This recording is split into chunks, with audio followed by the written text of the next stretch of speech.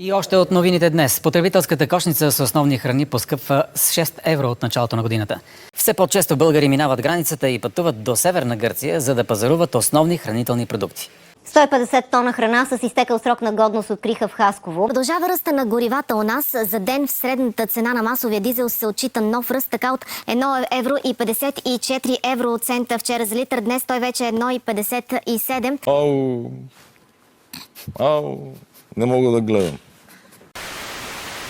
И така, приятелчета, добър ден от Слънчева в Германия и високите в цени на горивата. Както виждаме, днес сме 28 март.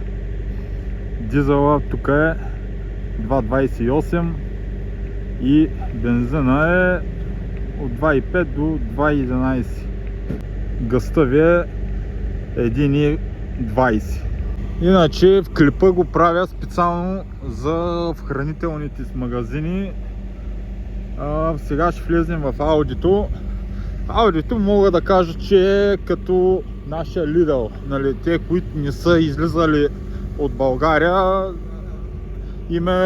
или са чували, или са виждали само в клипчета. И сега ще влезем с вас и ще направим една малка равносметка на цените. Сега няма да заснема всичко в магазина, понеже, както виждате, доста неща има.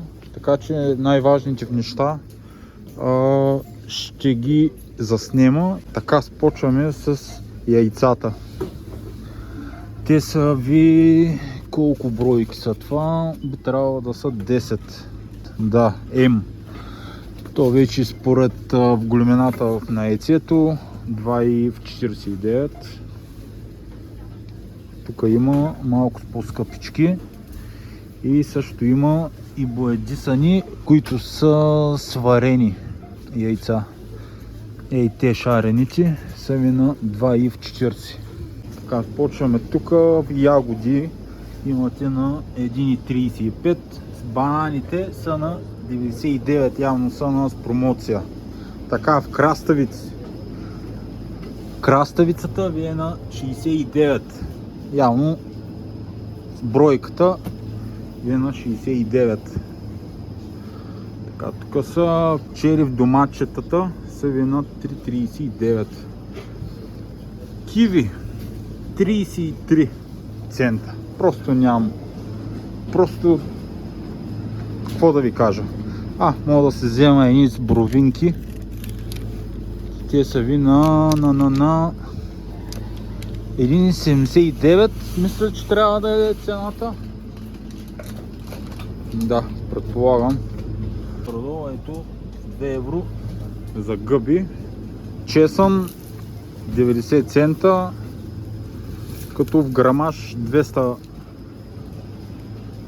грама. Авокадо 500 на 2,50. Тук това е смарула, предполагам. Айсберга ви е на 1,20. Това са ви с броколи. Зеле на 1 евро. Картофи има тук. Това може би е като килограм. 2 килограма и половина за 2,20. И то доста читави картофи. Ето тук имате и повечко картофи, само че са по-малки. Цената им е, мисля, че трябва да е тази или тази, не знам, то тук всичко е с картофи. Така, върнахме се при пилешкото.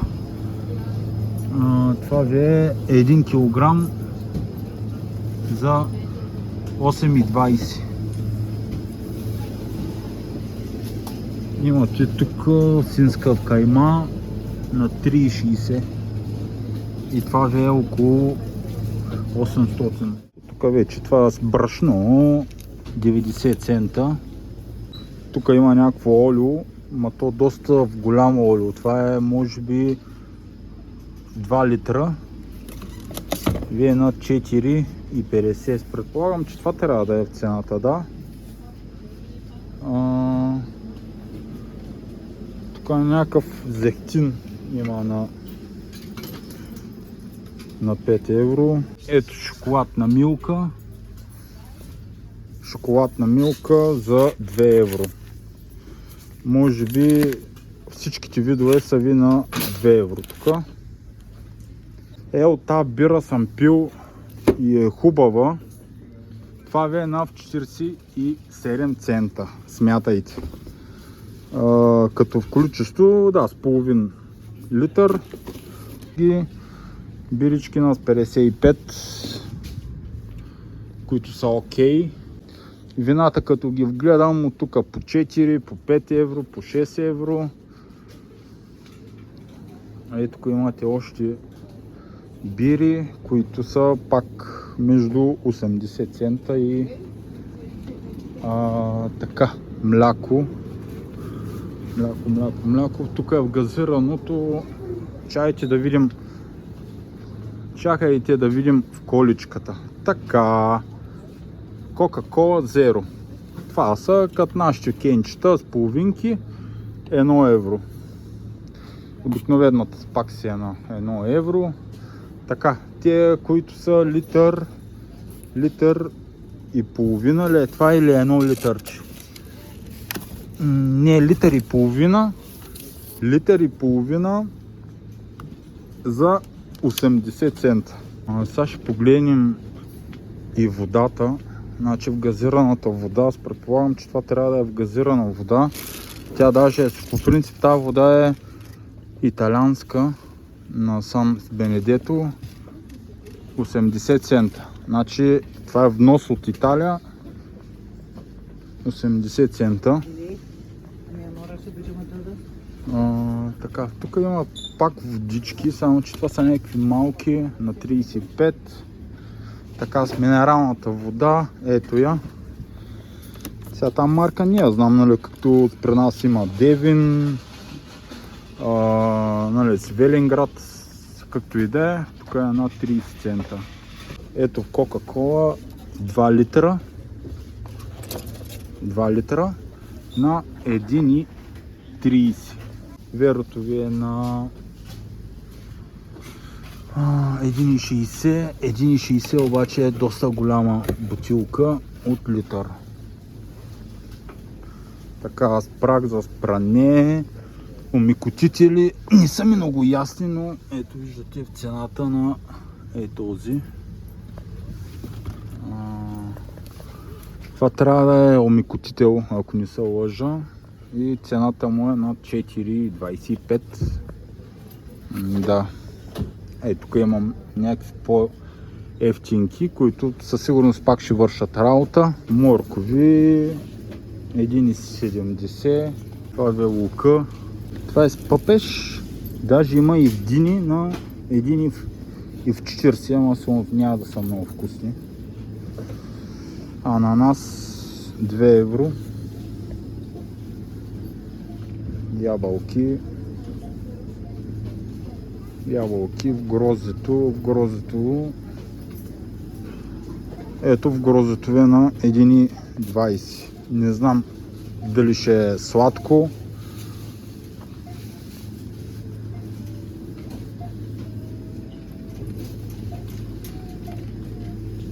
Това са мандарини на 2 евро. Това цялото. Не. Ето виждате в намилка. Това е, може би е в детски шоколад или може би... това е за Велик ден. 1,29. Виж шоколадчето. Ето на Киндер от големите яйца. Така, цената е 3,50 на тия в големите яйца.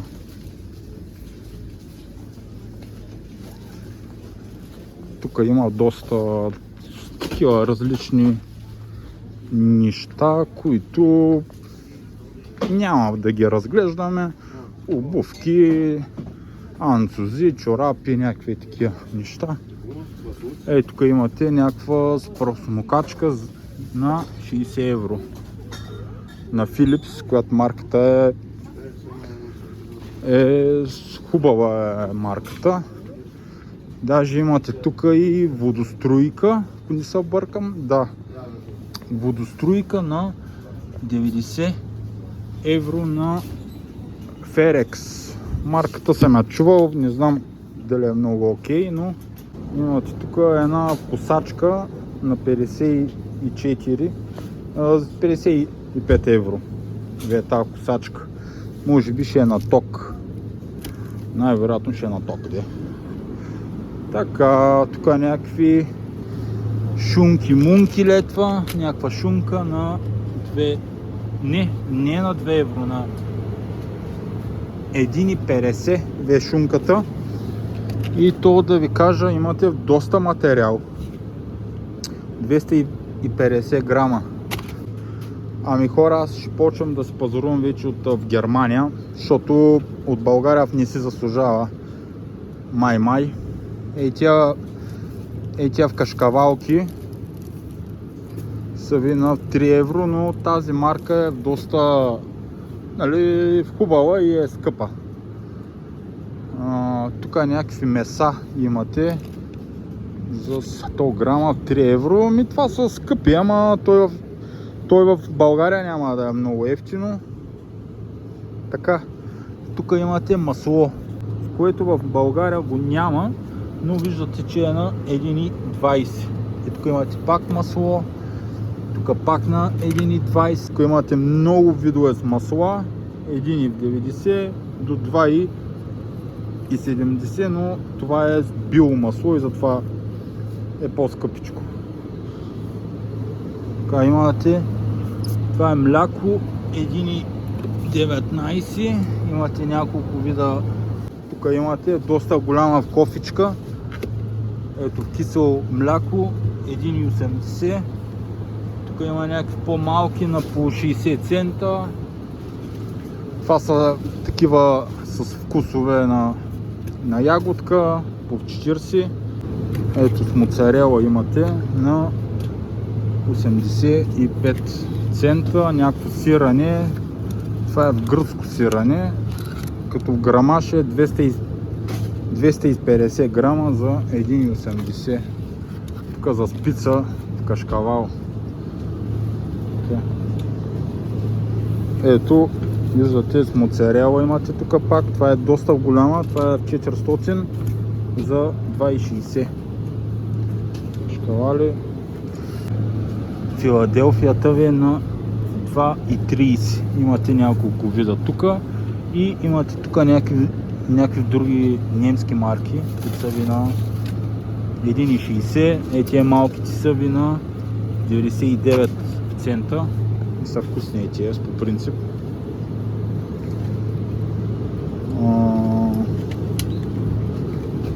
Това е такова гран кашкавал, ма такъв за спагети.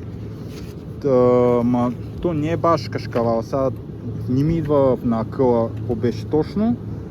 На 3 евро. Трябва тук минаваме на замразените зеленчуци.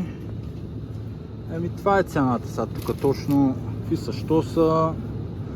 Пиците са ви на по 2,40. Някъде там се въртят. Така, ето тук имате паста 1,70 и то доста голяма, 500 на 1,70. Тук са ви някакви замразени кашкавалки, това е нещо с пилешки хапки. Ето в цената 2,20 до 2,70, може би нещо от тия малко по-скъпички. Картофи, спържени картофи 1,50. 1 килограм. Да. Спагети от Италия пак. Ето 1,30. Имате някакви ефтинки тук. Абе, пастата не е много скъпа. Така, тук минаваме пак около с месата. Такива нарязани саламчета на 2,20. Тук филе, това. Както виждате, това е по 2,50 спрямо с месата. Тук, нали, но те винаги са с по-скъпи тия в нарязаните от, нали, ако си купувате цял. Тук някаква наденица, даже са в двечки за 2,30. Някакви наденички тук има пак, които сме си вземали и са вкусни. Да, малко са скъпички, но това е положението. Така в нудълчета 70 цента. Тия в големите са ви малко по-скъпи, но те заради това, че имат си купичка. Те затова са малко по-скъпи. Пица 4 евро. Кетчуп 1,30. Така, рибата ви е 4,80. Там малко по-скъпа, около 6 евро. Тия в карето, аз по принцип ям от такива, само че тия в карето са панираните. 2,50, 4,80, ма кое е точно, не знам. Така, тия хлебчета, дето са чеснови хлебчета, е на 1,30, само че е една бройка. Една бройка. Тук имате в кюфтенца с половинка, 2,80. 1 евро ви е тази с багета, чеснова. Тук имате пак някакви замразени полуфабрикати. Да. Зърни закуски 2,50. Тук имате 1,70, може би е тази. С Магнум. Те са бая 6 бройки и са от тия в големите. Ето виждате, в кутията е с бая голяма на 4,50. На 4,50. Тук имате пак прахосмокачка за 50 евро на ток. Кафетата, така. Това мисля, че е на зърна. Да. Лаваца 21 евро. Имате тук и Барисимо. Та марка не я знам точно. Аз с кафетата малко съм скаран, защото по принцип пия само в капучино. Даже наскоро се научих, иначе по принцип не пия. Кафета в нутелата. Ето, нутела. Това е доста голяма. В смисъл, като ви казвам, че е доста голяма. Ето, 750. 750, само че ще остава тук да не падне. Вие 5,29. Ето ви салатите на 3 евро. Те какви бяха, френски с макарони ли се наричаха, да? 4 евро. Имате с пекарна, в цената на багетата ви е от 60 цента, тая е малка. Тая е малко с по-голяма, 65. Малките тия в кръглите са ви по 20 цента. И хляба, който е адски вкусен, ето от черния, на 1,30. И той е доста голям. Нали? Хляб и тук имате някакви сладки. Ето виждате, тук има пак багети. Тия в доналчета са по 55. И тук някакви закуски имате. Да, те са малко по-скъпи, но все пак. Ето черния хляб, това е чисто черен хляб за 3,50. И тук имате някакви мега големи корасани, които са ви на 2,25. Значи ние имаме една котка, само че това е куче. Нашата котка, аз не мога да я нарека котка, защото тя мяса на плъх, обаче е котка. Така, само искам да ви покажа и в храните за кучета 1,50 и то е доста голямо това. Килограм 240. Тук имате някакъв друга за 4 евро и то е доста голямо това в 3 кг. 3 кг. Ето сега ще направи един подарък. Така, ATS по принцип са 5 лева в България. Сега не е точната марка, но тук вижте колко е. 85 цента. Така че ще купя и такива. Тук имате някакви гранулки на 95 цента. Консервите почват от 70 цента, предполагам, че е това. И така, това е общо взето, това е положението. Това е в кухненска хартия 2,25. Туалетна хартия 2,70. Тук виждате в намилка. Това е пак за Великден. Вътре имате шоколадови бомбонки и зайче на 5 евро.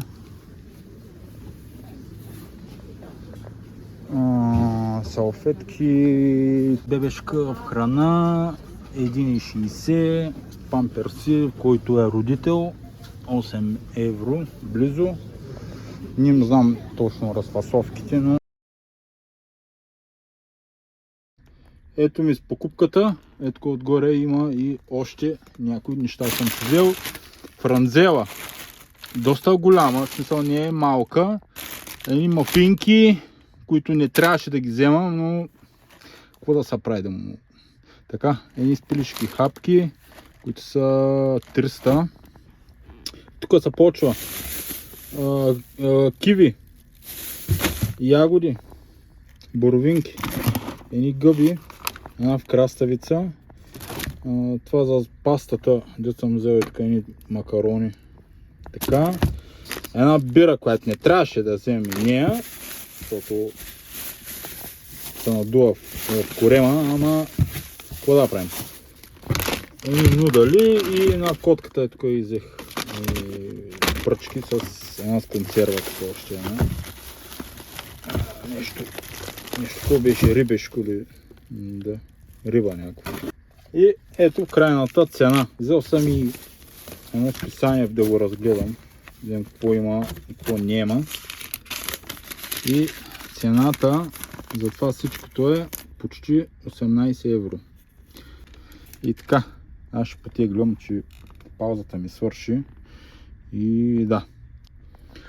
Иначе тук сме по тройката, в 94-ти изход, около 50 км сме от Нюрнберг. Така да си го имате, нали, над предвид, не е някъде на забутано място, на магистралата е Ауди. Града е доста голям, не знам точно как му е името на града, но е голям. Ами приятели, приключваме до тук. Няма да коментирам повече, вие го видяхте първо лице, за какво става на въпрос. Цените са много по-ниски в Германия, заплатите са много по-високи, нали, и минималната е много по-висока от нашата. Да, с две думи опитват са по-бедния народ да го унищожат. В смисъл, буквално да го унищожат. За жалост, това е положението, хора. Това е положението. Управия, дали ще има, дали няма да има. Не съм аз това, дето мога да кажа, така че да. И така, до следващия път. Чао ти от мене.